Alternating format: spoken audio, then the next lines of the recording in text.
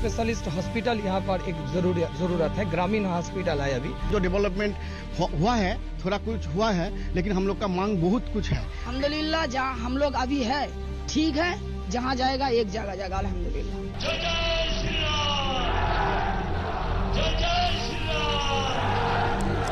हिंदू मुस्लिम सिख ईसाई आपस में रहना भाई भाई। त्याग का नाम है हिंदू, ईमान का नाम है मुसलमान। नमस्कार, पश्चिम बंगाल के हुगली जिले के फुरफुरा शरीफ से आप सभी लोगों का स्वागत है। मैं हूं आपके साथ चित्रा त्रिपाठी। ये वो पवित्र जगह है जहां पर चुनावों के दौरान हर एक राजनीतिक दल आते हैं सर झुकाने के लिए और यहां का आशीर्वाद लेने के लिए। इसके पीछे की बड़ी वजह यह है, अजमेर शरीफ दरगाह के बाद ये दूसरी ऐसी दरगाह है जहां पर जियारत के लिए लाखों की तादाद में श्रद्धालु पहुंचते हैं। इसी धरती से आज इस बात की बड़ी पड़ताल करने वाले हैं कि पश्चिम बंगाल के 30% मुसलमानों के मन में क्या चल रहा है, कौन से हैं उसके मुद्दे और कौन सी पार्टी इस बार उनके दिल में है। तो चलिए अलग अलग हिस्सों में जाकर करते हैं इसी बात की बड़ी पड़ताल। पश्चिम बंगाल में विधानसभा की चुनावी चौसर बीत चुकी है और सियासी दलों की निगाहें एक बार फिर से मुस्लिम समुदाय की ओर हैं।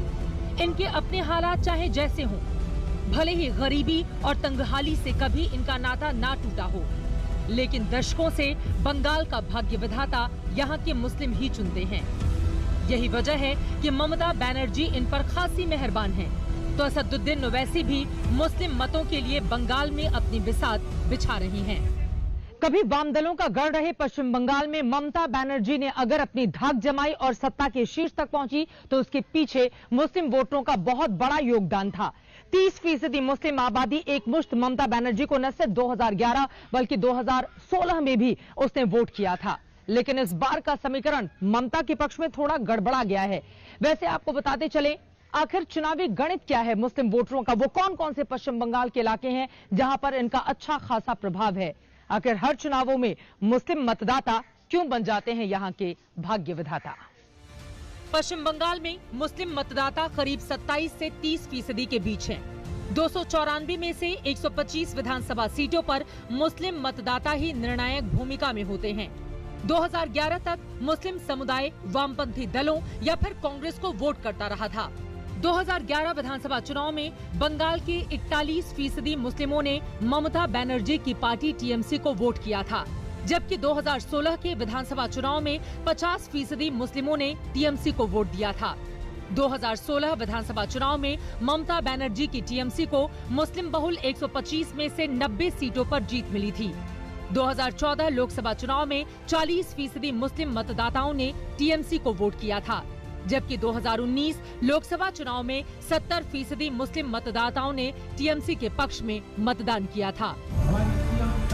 आंकड़े गवाह हैं कि बंगाल में ममता बनर्जी की चुनावी नैया का बड़ा खेवनहार मुस्लिम वोट बैंक ही है। ममता बनर्जी को बंगाल की सत्ता तक पहुंचाने में मुस्लिम वोट बैंक की अहम भूमिका रही है। इस बार पश्चिम बंगाल की चुनावी फिजा थोड़ी अलग है। बंगाल में दशकों पुराने वामपंथी वर्चस्व को तोड़कर 10 सालों से सत्ता में मौजूद ममता बनर्जी के सामने अब बीजेपी की ललकार है। बीजेपी साम दाम दंड भेद की वो सारी तरकीबें अपना रही है जिससे वो सत्ता के शीर्ष तक पहुंच सके।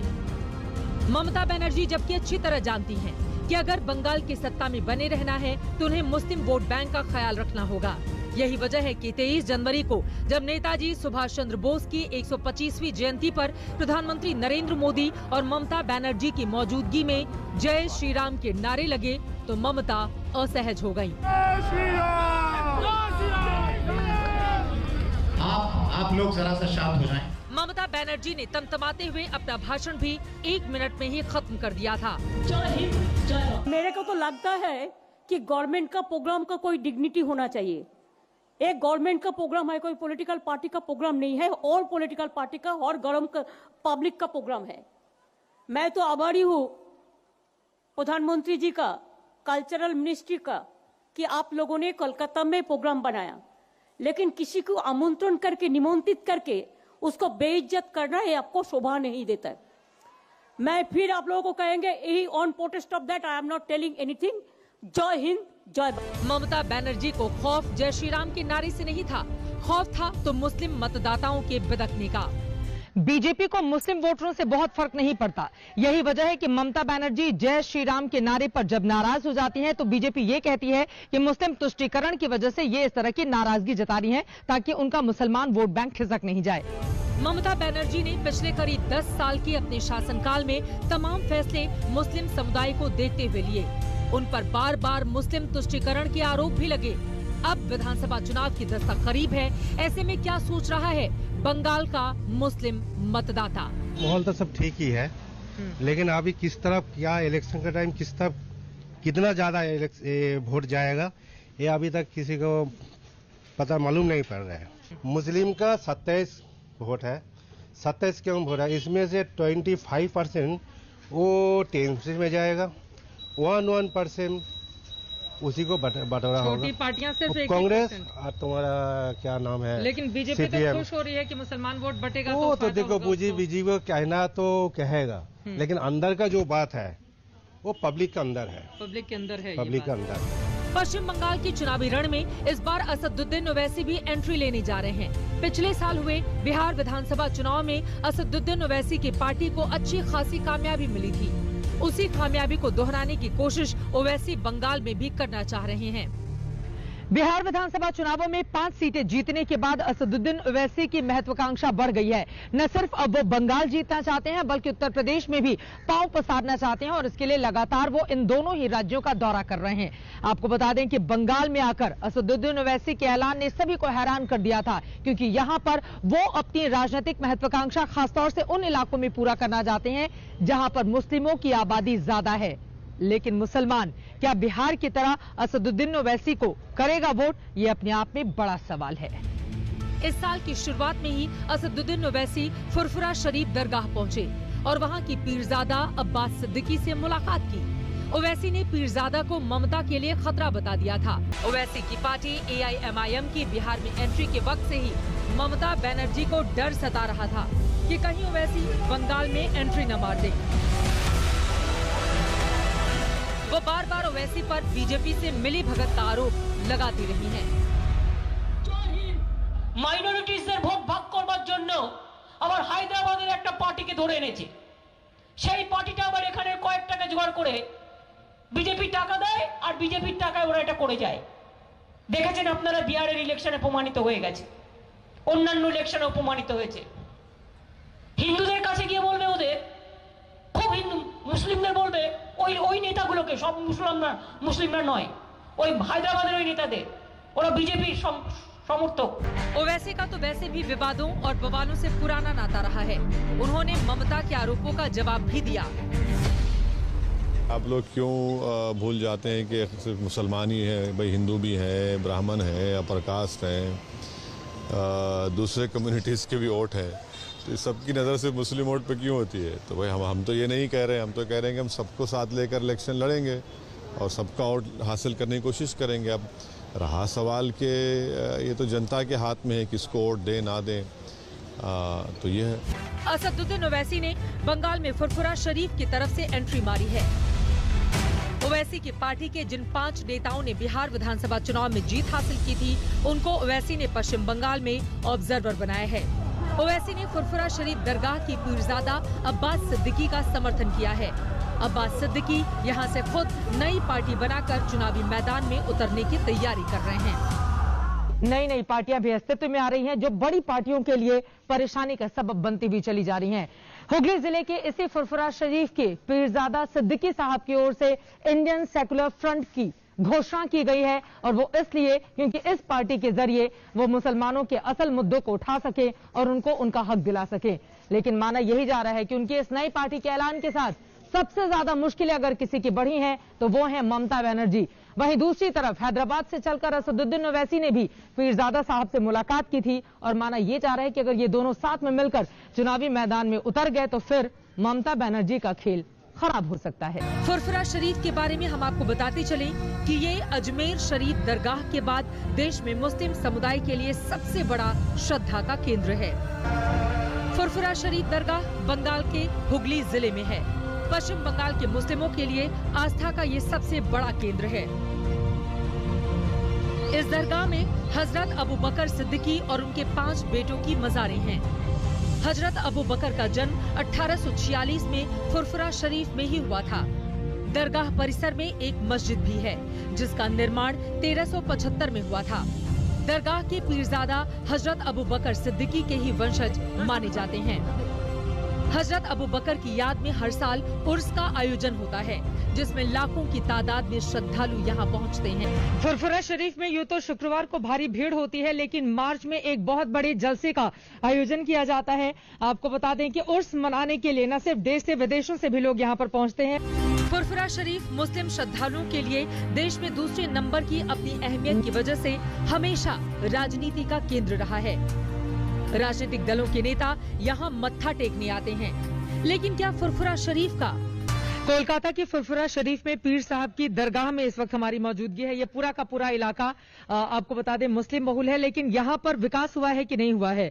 मुस्लिमों को हर साल हम सब देखते हैं कि किस तरह से लुभाने के लिए बड़े बड़े वादे तो किए जाते हैं, लेकिन स्कूल, रोजगार और स्वास्थ्य के मुद्दे पर ये पूरा इलाका कहाँ पर खड़ा हुआ है? इसी पर बातचीत करने के लिए सर, नाम क्या है आपका? मेरा नाम पीरजादा सोबान सिद्दीकी, मैं यहाँ का बड़े हुजूर का छोटा लड़का का लड़का हूँ। यहाँ पे डेवलपमेंट के लिहाज से देखा जाए तो पूरे इलाके का विकास हुआ है?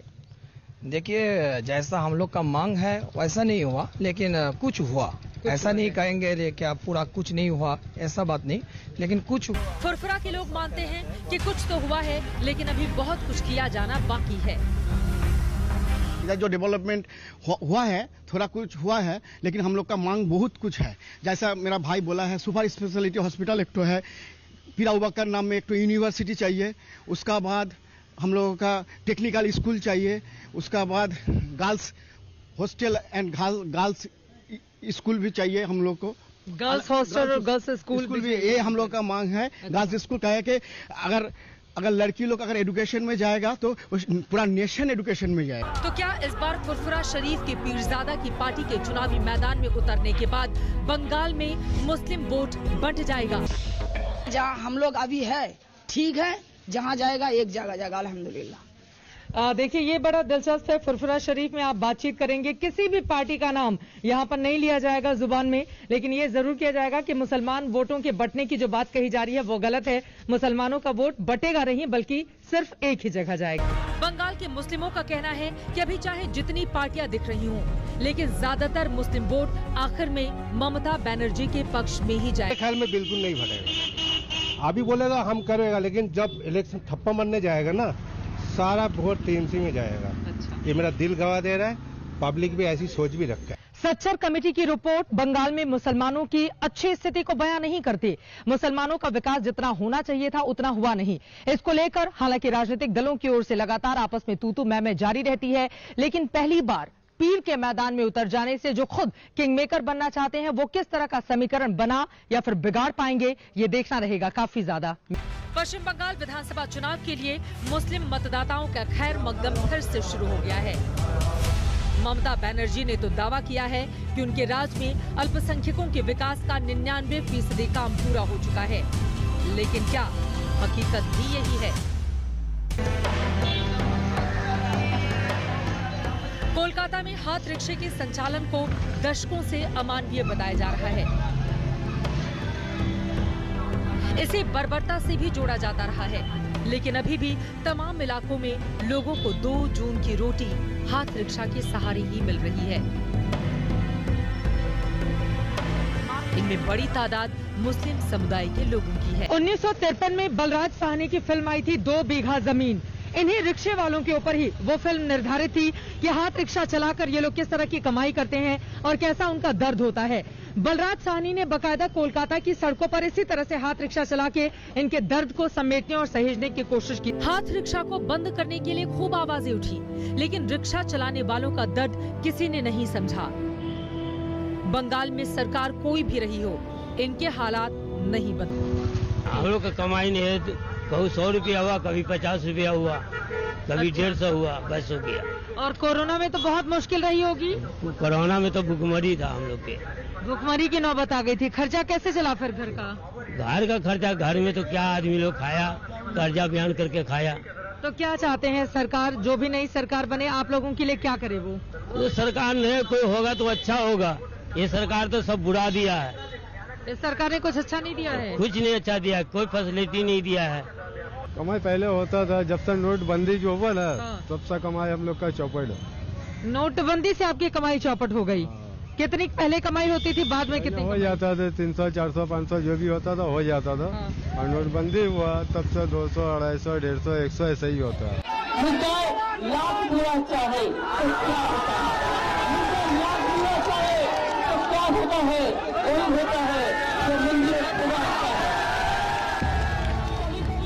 पश्चिम बंगाल में मुस्लिमों के लिए काम करने के दावे चाहे जितने भी किए गए हों, लेकिन आंकड़े तो कुछ और ही कहते हैं। नोबेल पुरस्कार विजेता अर्थशास्त्री अमर्त्य सेन की प्रतीची इंस्टीट्यूट एंड एसोसिएशन स्नैप ने पश्चिम बंगाल के मुस्लिमों की स्थिति पर एक रिपोर्ट तैयार की थी। Living reality of Muslim in West Bengal नाम से आई इस रिपोर्ट में कहा गया कि पश्चिम बंगाल में मुस्लिम दूसरे राज्यों की तुलना में ज्यादा गरीब हैं। रिपोर्ट में कहा गया है कि मुस्लिम समुदाय के सिर्फ 1% परिवार के पास ही प्राइवेट सेक्टर में तनख्वाह पर नौकरी है। ग्रामीण इलाकों में रह रही 47% मुस्लिम आबादी खेती और गैर कृषि योग्य काम में लगी हुई है। ग्रामीण इलाके में करीब 80% मुस्लिम परिवारों की कमाई प्रति माह सिर्फ 5,000 रुपए है। रिपोर्ट के मुताबिक 38.3% मुस्लिम परिवार सिर्फ 2,500 रुपए महीने ही कमा पाता है। महज 3.4% मुस्लिम परिवारों की कमाई 15,000 रुपए या फिर इससे ज्यादा है।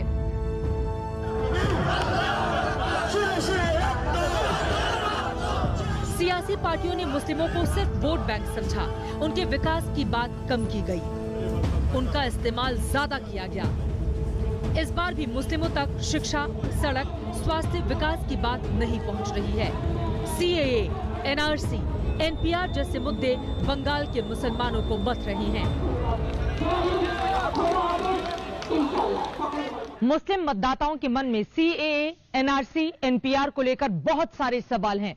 आपको बता दें, हाल ही में गृह मंत्री अमित शाह जब पश्चिम बंगाल के दौरे पर आए थे तो उनकी ओर से कहा गया कोरोना काल से निजात मिलते ही CAA पर सरकार काम शुरू कर देगी। जबकि पश्चिम बंगाल की मुख्यमंत्री ममता बनर्जी की ओर से कहा गया है कि केंद्र सरकार की ये जो योजनाएं हैं वो पश्चिम बंगाल में लागू नहीं की जाएंगी और यहां पर जितने लोग रहते हैं वो यहीं के हिंदुस्तान के पश्चिम बंगाल के नागरिक हैं। यानी कि इन मुद्दों पर भी बीजेपी और TMC में दो फाड़ है।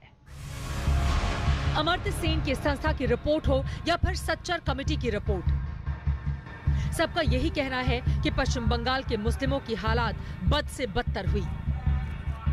सरकारी नौकरी से लेकर प्राइवेट सेक्टर में उनकी भागीदारी अपेक्षा से कम ही रही है।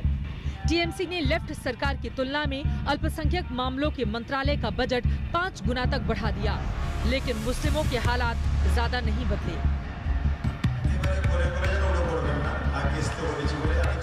पश्चिम बंगाल एक बार फिर विधानसभा चुनाव के मुहाने पर खड़ा है। नजर मुस्लिम वोट बैंक पर है तो नजरें 2024 लोकसभा के चुनावी रण पर भी हैं, क्योंकि 2021 में बंगाल विजय का ट्रेलर ही बताएगा कि 2024 की सियासी फिल्म कैसी होगी।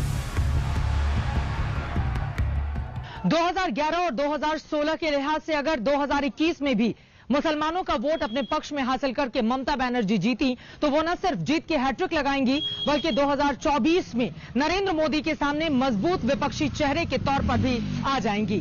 लेकिन अगर भारतीय जनता पार्टी जीतती है तो यकीनन 2024 के लिए उसे अजेय एक ऐसी विजय मिलेगी पश्चिम बंगाल से जो इसके लिए अभूतपूर्व होगी। 2019 में उस तरह का ट्रेलर बीजेपी दिखा भी चुकी है, लेकिन क्या 2024 में इस तरह की स्थिति बनाने का ट्रेलर 2021 के विधानसभा चुनावों में दिख जाएगा? ये अपने आप में महत्वपूर्ण सवाल है। बंगाल का मुसलमान किसके साथ, इसी पर बातचीत करने के लिए अब्बास सिद्दीकी जो कि अध्यक्ष है इंडियन सेकुलर फ्रंट के, इस वक्त हमारे साथ जुड़ चुके हैं। और सबसे पहले चूंकि वक्त की कमी है इसलिए महत्वपूर्ण सवाल आपसे पूछ लेती हूं। चूंकि चुनावी मैदान में आप उतर चुके हैं, गठबंधन को लेकर भी काफी अग्रेसिव तरीके से बढ़ रहे हैं आगे, किन किन दलों के साथ गठबंधन को लेकर अब तक बातचीत हो चुकी है सिद्दीकी साहब? देखिए, वाम कांग्रेस के साथ बात चल रहे थे। हम चाह रहे हैं बंगाल में एक महाजोट गठबंधन बनाने के लिए जिससे वोट बंटवारा ना हो, यही हमारा कोशिश है। उसमें बात चल रहा है टेबल में वाम कांग्रेस के साथ, और हमारे साथ दलित, आदिवासी, छोटा छोटा बहुत सारे दल हमारे साथ जुड़ा हुआ है। वामपंथी साथियों को आप साथ लाने की कोशिश कर रहे हैं और कांग्रेस पार्टी के साथ आपकी बातचीत चल रही है, लेकिन एक और महत्वपूर्ण सवाल है। हमने रिपोर्ट दिखाई, फुरफुरा शरीफ का धार्मिक महत्व है। ऐसे में आपको लगता है क्या कि राजनीतिक रूप से लोग आपके साथ जुड़ेंगे? क्योंकि अब से कुछ देर पहले ममता बनर्जी ने इंडिया टुडे कॉन्क्लेव में कहा है कि फुरफुरा शरीफ के सभी लोग उनके साथ हैं। देखिए, मेरा ईमान है, जो मेरा विश्वास है, गरीब के लिए काम करना यही मेरा ईमान है, पिछड़ा हुआ आदमी को उठाना ये मेरा ईमान है, जिसके पहनने में कपड़ा नहीं उसको कपड़ा देना ये मेरा ईमान है, जो भूखा है उसको खाना खिलाना ये मेरा ईमान है। अगर यही काम करना मेरा ईमान है और दुनिया वाले इसको राजनीति कहे तो इसमें गलत क्या है? ये हम जरूर करेंगे, इसमें बुराई क्या है? चलिए, बहुत शुक्रिया आपका आज तक से जुड़ने के लिए और इस महत्वपूर्ण चर्चा में शामिल होने के लिए। अब्बास सिद्दीकी को आप सुन रहे थे, उन्होंने कहा कि बेहतरी के लिए मैं चुनावी मैदान में उतरा हूं। वाम दलों और कांग्रेस पार्टी के साथ उनकी बातचीत लगातार जारी है। इसी के साथ शंखनाद में एक छोटे से ब्रेक के लिए हम रुकेंगे, लेकिन आगे गृह मंत्री पश्चिम बंगाल से होंगे लाइव, जरूर देखिएगा सीधे आज तक पर, कहीं जाएगा मत, आप देखते रहिए आज तक। नमस्कार, मैं हूं अंजना ओम कश्यप। हमें उम्मीद है ये वीडियो आपको पसंद आया होगा। लेटेस्ट खबरों के लिए यूं ही देखते रहिए आज तक और इस वीडियो के पसंद आने पर लाइक, शेयर एंड सब्सक्राइब करना ना भूलें।